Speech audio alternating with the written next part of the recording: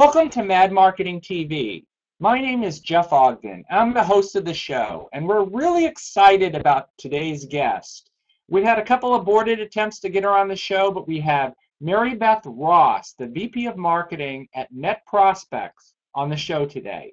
So let's introduce her to the show. What Maribeth is going to talk to our audience about are 5 ways to create better leads today.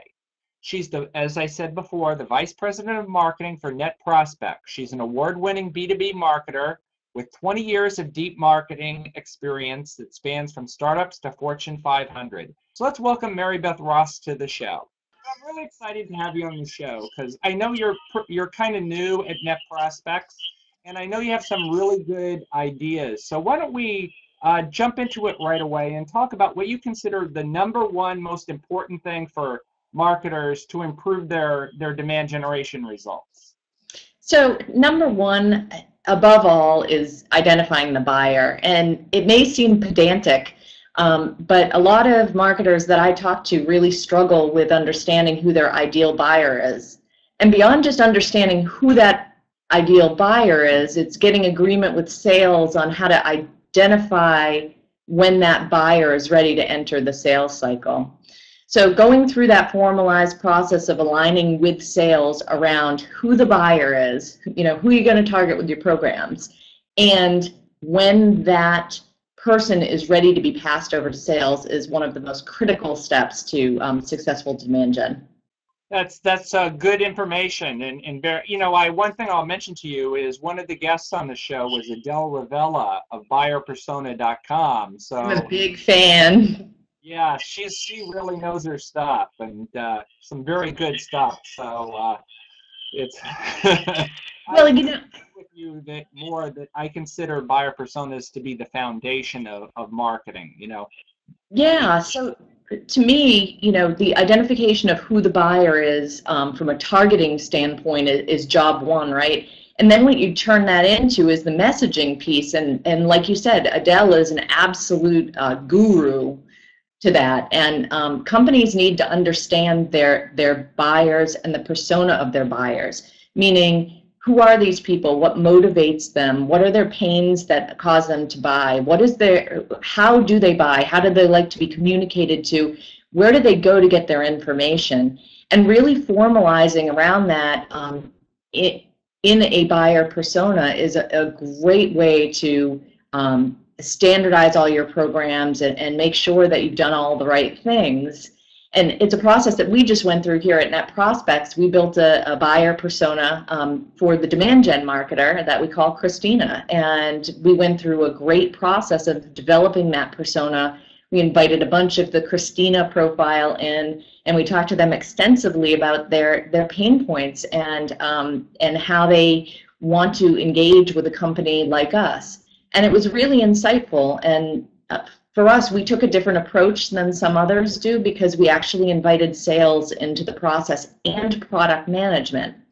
And so that allowed them to see firsthand how Christina struggles in her day-to-day job. And I think that doing that makes sure there's alignment between sales, marketing, and product management, and it also allows them to better relate to Christina when they have a conversation with her. That's great stuff, and I especially like your idea, great tip of bringing in sales and product management too, because I think the voice of the customer everybody needs to hear because it really helps everyone. But one thing I want to also ask you about, Maribeth, is your expertise at NetProspex is data.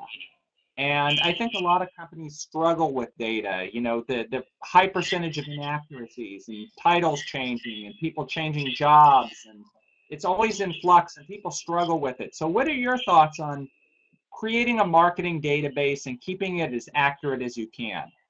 That's a great question, and certainly I am well aware that this is a huge pain point for a lot of marketers. In fact, we recently talked to a bunch of marketers about this because we have an offering in this space. And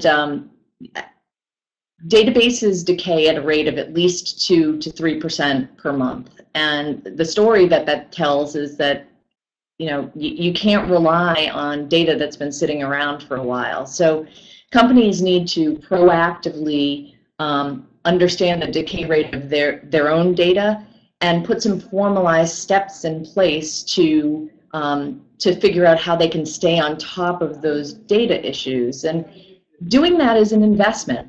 And I think it's important for companies to take the time to understand what their current state is related to their current database and understand how much better it might be able to become and how much it's going to cost to get it there, to figure out if the ROI is in it for them. Certainly there are a number of vendors that are in this space, and costs range all over the place. But understanding what's right for your company first is the first critical step. It's good. I think you're right. And when you say it's 2 to 3 a month, I mean, you take that to a year, that's a lot of bad data. And that's, yeah. There was a serious decision study done a while ago that tried to determine exactly what the impact would be of implementing some data quality initiatives against your programs, and ultimately their study indicated that marketing generated revenue can increase up to 66% as a result of just taking some proactive steps to clean up your data. And certainly we've seen with our own customers that those numbers are conservative. Sure. Wow, that's pretty amazing. So what are the other things you think marketers can do to improve results? What are some of your other tips? So understanding the buyer's journey is critical. Each buyer for each company, and even sometimes buyers for different products that you have, prefer to buy in different ways. So understanding how they like to get their information, how they prefer to be spoken to in tone, whether they enjoy a white paper early stage in the process and a case study late stage in the process. Those kinds of things are really important to your marketing cycle and warming up your leads for sales. And if you can, if you have the benefit of having customers who will talk to you about how they make their decisions, you can actually formally map out that buyer's journey and then take an inventory of what you have for assets and line it up against that buyer's journey to be able to see, do I have all early funnel kinds of assets, or do I have all late funnel assets, and identify where the gaps are so that you can really pinpoint what the right next things for you to build are. That's some very good advice, Maribeth, and I think that the exercise of creating a content map against buyer personas and buying process, as you said, it instantly lets you see where the gaps are and where you're missing things. And the whole point of content is to move people through the buying process anyway. So if you have gaps, it's not going to be as effective in moving them through it. Right. And, in today's world where so many people are using content marketing strategies, I'm a firm believer that you can't really decouple these things.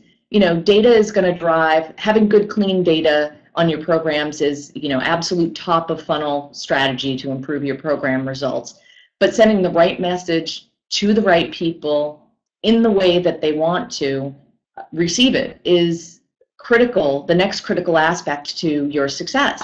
And in today's world where there's so much content floating out there, the days of featuring, talking about features and benefits are over. So we live in a world full of solutions, and it's essential to be able to differentiate yourself and your company as a solution provider. So relevant content becomes, another one of those things on the list of 5 critical things that I would add to the list.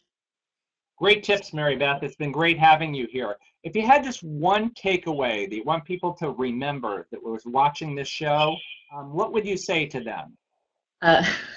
So insanity is doing the same thing over and over again and expecting a different result, right? So we've all heard that quote before.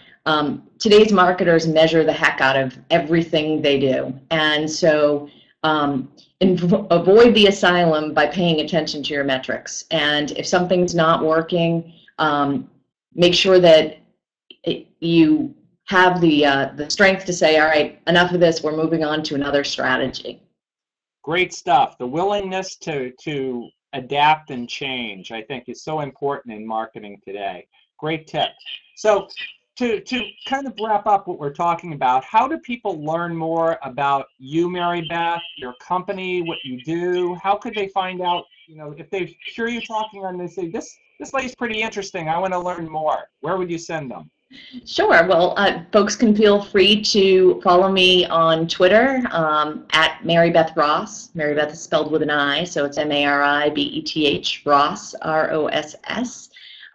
They can also visit our company at netprospex.com. So it's NetProspex.com.